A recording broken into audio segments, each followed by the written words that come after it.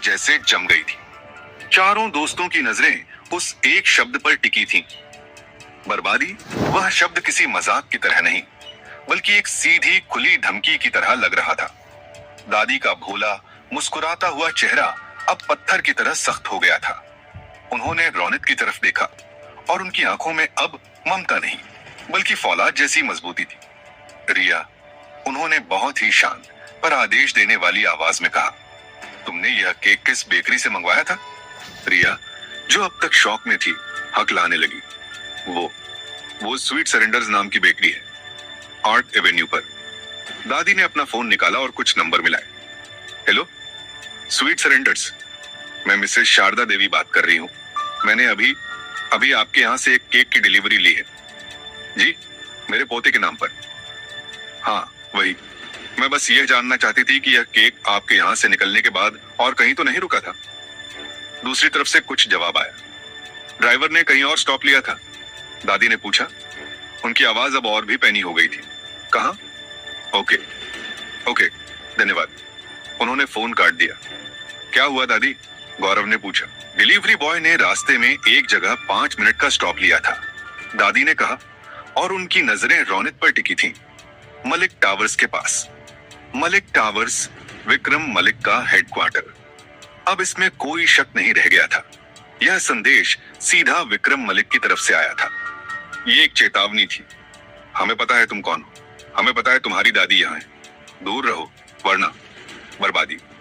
वाह, अंदर की आवाज ने सीटी बजाई। इसे कहते हैं स्टाइल। विलेन हो तो ऐसा, सीधा घर पर धमकी भेज दी। अब क्या करोगे हीरो? केक वापस भेजोगे या खाओगे? ये तो बहुत बुरा हुआ, अजय ने धीरे से कहा।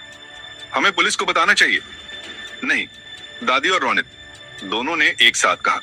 सबने हैरानी से उन दोनों की तरफ देखा। पुलिस हमारी मदद नहीं करेगी, दादी ने कहा, और उनकी आवाज में सालों का अनुभव था। विक्रम मलिक की जेब में पूरा शहर है, पुलिस, नेता, जज, सब। अगर हम पुलिस के पास गए तो यह केस कभी सॉल्व नहीं होगा, हम बस गायब हो जाएंगे। यह सुनकर तीनों दोस्तों के चेहरे पर डर साफ दिख रहा था। ये अब कोलाज की लड़ाई नहीं थी, ये किसी बहुत ही खतरनाक, शक्तिशाली दुश्मन से लड़ाई थी। तो फिर हम क्या करेंगे? रिया ने कांपती आवाज में पूछा। क्या हम सब कुछ छोड़कर कहीं चले जाएं? सबकी नजरें रौनक पर थीं। फैसला उसे लेना था, वही इस कहानी का नायक था, चाहे वह कितना भी डरा हुआ क्यों ना हो। रौनक ने उस केक को देखा। बर्बादी ये शब्द उसे डराने के लिए लिखा गया था, पर स्ट्रेंजली उसे डर नहीं लग रहा था। उसके अंदर एक अजीब सा गुस्सा उबल रहा था, एक ऐसा गुस्सा जो उसके खून में सालों से सोया हुआ था। उसने एक चाकू उठाया और केक का वह हिस्सा काटा जिस पर बर्बादी लिखा था। उसने वह टुकड़ा उठाया और खा गया। सब उसे हैरानी से देखते रहे। यह मेरी बर्बादी नहीं है, रौनक ने कहा, और उसकी आवाज में एक नई ठंडी दृढ़ता थी। यह उनकी बर्बादी की शुरुआत है। उसने अपनी कलाई को देखा। सांप का निशान चमक रहा था, पर आज पहली बार उसे वह निशान किसी श्राप की तरह नहीं, बल्कि किसी हथियार की तरह महसूस हुआ। एक ऐसा हथियार जो उसे विरासत में मिला था। दादी, उसने कहा, मुझे सब कुछ बताइए, शुरू से। मुझे हर वो बात जाननी है जो मुझसे छुपाई गई। मुझे जानना है कि मेरे पापा के साथ क्या हुआ था। मुझे जानना है कि काल चक्र का क्या हुआ। मुझे लड़ना है। दादी ने उसे देखा।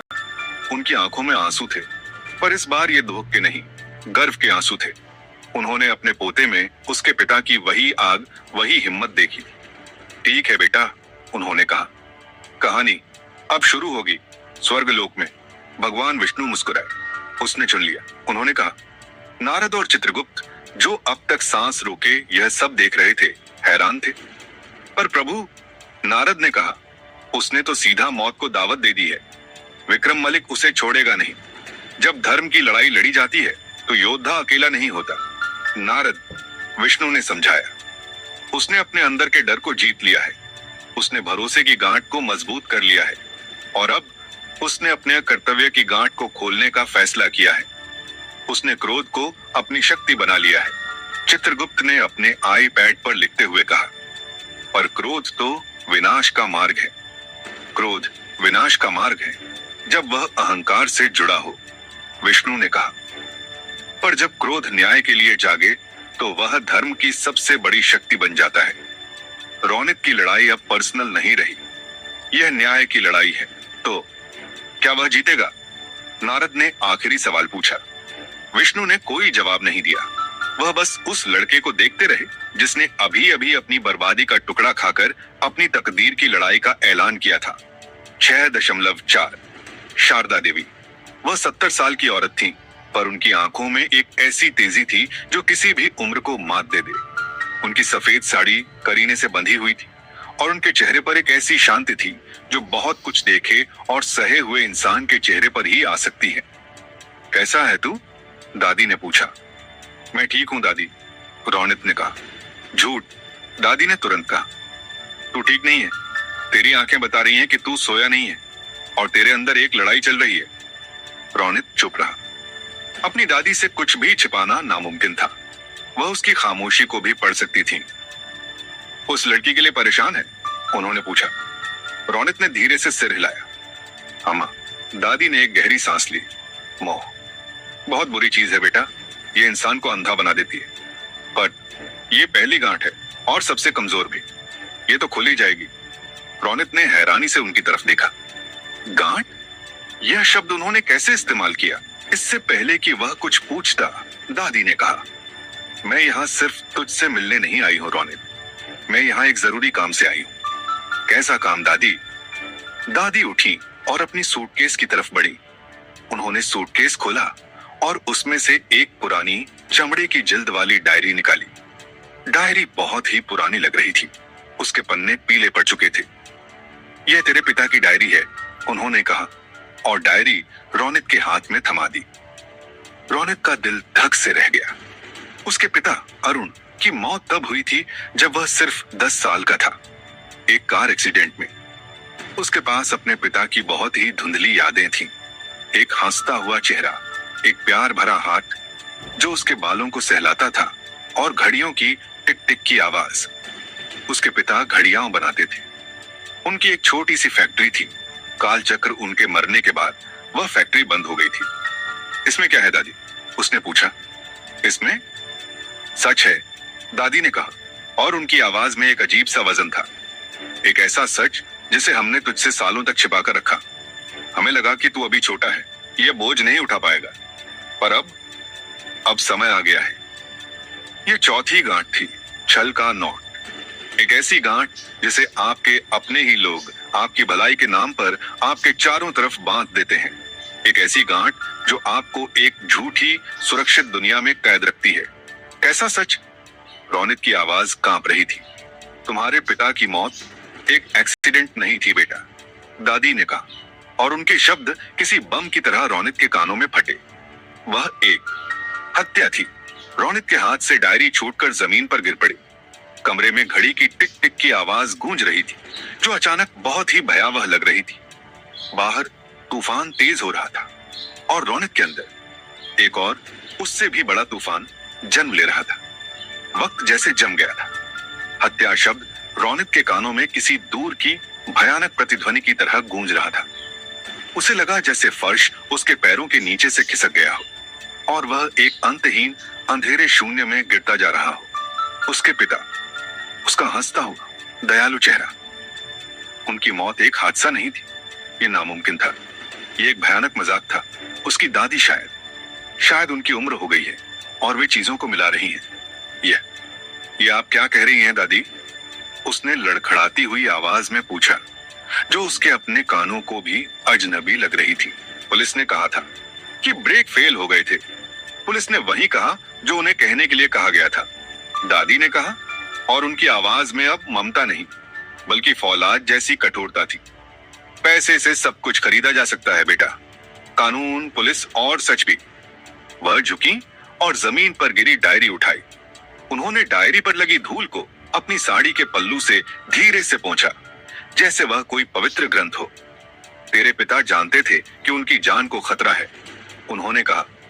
वे जानते थे कि वे एक ऐसे जानवर से लड़ रहे हैं जिसके पास कोई नियम नहीं होते, इसलिए उन्होंने सब कुछ इसमें लिख दिया था। उन्होंने डायरी रौनित के हाथों में फिर से थमाई। इस बार रौनित ने उसे कसकर पकड़ लिया, जैसे वह उसकी जिंदगी की आखिरी नाव हो। कौन? रौनित ने पूछा। उसकी आवाज में अब एक ठंडा खतरनाक गुस्सा भर रहा था। किसने किया यह? दादी ने एक गहरी सांस ली। उन्होंने एक नाम लिया, एक ऐसा नाम जो रौनित ने सिर्फ अपनी कल्पनाओं के सबसे अंधेरे कोनों में ही सोचा था। एक ऐसा नाम जो इस कहानी का केंद्र था और अब रौनित की जिंदगी का भी। विक्रम मलिक। नाम हवा में तैरता रहा। रौनित के लिए विक्रम मलिक अब सिर्फ एक अमीर ताकतवर बिजनेसमैन नहीं था, वह एक राक्षस था, एक हत्यारा था।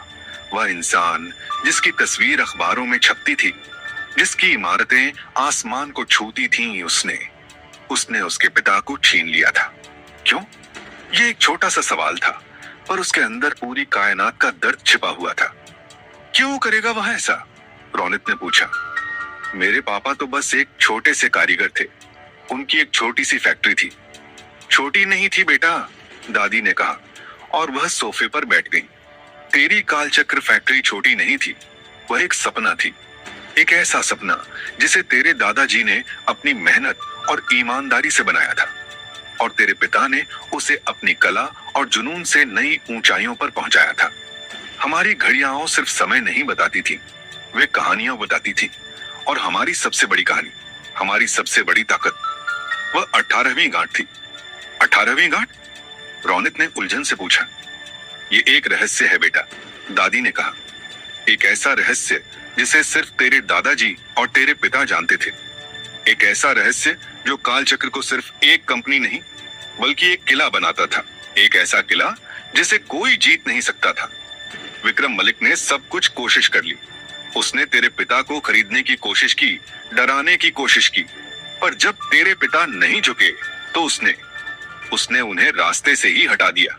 और फिर फैक्ट्री का क्या हुआ? रौनित ने पूछा। तेरे पिता की मौत के बाद मैं अकेली पड़ गई, दादी ने कहा, और पहली बार उनकी आवाज में एक दर्द का कंपन था। तू बहुत छोटा था। विक्रम मलिक ने मौके का फायदा उठाया। उसने झूठे कागज बनवाए, कर्ज दिखाए, और कानूनी दांव पेच से उसने काल चक्र को हड़प लिया। उसने हमारी विरासत, हमारे कारीगरों और हमारे नाम को हमसे छीन लिया। रौनित के अंदर का गुस्सा अब एक ज्वालामुखी की तरह फट रहा था। उसके हाथ कांप रहे थे। उसे उन बिखरे हुए टुकड़ों को जोड़ने में मदद मिल रही थी जो उसे हमेशा परेशान करते थे। पिता की मौत के बाद अचानक उनकी आर्थिक स्थिति का खराब हो जाना, उनका पुराना घर बेचकर इस छोटे से अपार्टमेंट में आना, और मां की आंखों में रहने वाली एक स्थायी उदासी। ये सब एक हादसा नहीं था, ये एक सोची समझी क्रूर साजिश थी। और आपने मुझे यह सब कभी नहीं बताया? उसने पूछा, और उसकी आवाज में अब सिर्फ गुस्सा नहीं, एक गहरी शिकायत थी, अपने ही परिवार से शिकायत। हम तुझे डराना नहीं चाहते थे बेटा, दादी ने कहा। उनकी आंखों में अब आंसू थे। हम चाहते थे कि तू एक नॉर्मल जिंदगी जिए, पढ़े लिखे, अपना भविष्य बनाए। हम नहीं चाहते थे कि तू नफरत और बदले की आग में जले। तेरे पिता की भी यही आखिरी इच्छा थी। तो अब क्यों? रौनित चिल्लाया। अब आप मुझे यह सब क्यों बता रही हैं? क्योंकि अब समय आ गया है, दादी ने दृढ़ता से कहा। क्योंकि उस रात जब तूने उस लड़की के लिए अपनी पूरी दुनिया के सामने खुद को बेवकूफ बनाया, तो मुझे एहसास हुआ कि तेरे अंदर भी तेरे पिता वाला ही जुनून है, वही आग है, पर तेरी आग गलत दिशा में जल रही है।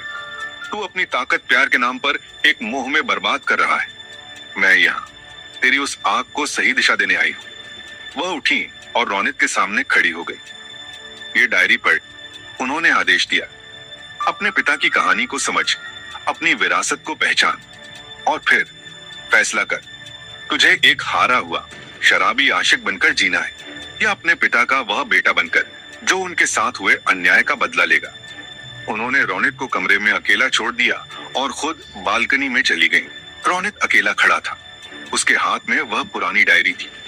यह सिर्फ कागज और स्याही नहीं थी, यह उसके पिता की आत्मा थी। उनका दर्द था, उनका अधूरा न्याय था। उसने एक गहरी कांपती हुई सांस ली। उसने डायरी का पहला पन्ना खोला। पन्ने पीले पड़ चुके थे और स्याही कुछ जगहों पर फैल गई थी, पर लिखावट साफ थी, एक कलाकार की लिखावट। पहला वाक्य था, आज काल चक्र को 15 साल पूरे हो गए। माँ और बाबूजी की तस्वीर के सामने दिया जलाया। उनका सपना अब पंख लगा रहा है।